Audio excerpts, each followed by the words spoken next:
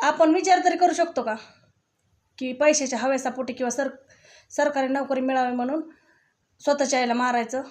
नाही ना. तर खरंच घटना घडलेली आहे जयपूर येथे.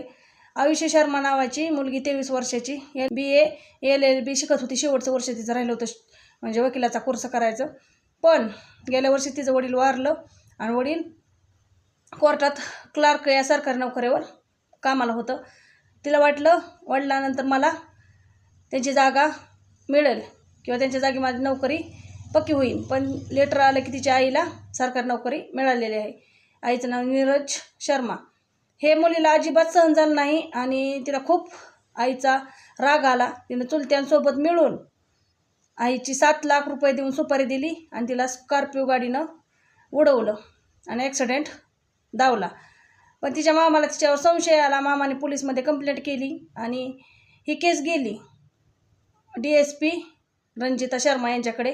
त्यांनी मोबाईलच्या CDRद्वारे किंवा आणखीन काही तपास करून त्यांनी हा गुन्हा उघडकीस आणला की आयुषी शर्मा नावाच्या मुलीनेच स्वतःच्या आईचा खून केला आहे चुलत्यांसोबत मिळून.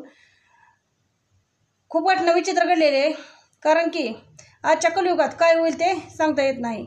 एकीकडे आईला फुलासारखं किंवा वडिलांना फुलासारखं जपणारे माणसं या दुनियेत आहेत, अजूनही आहेत.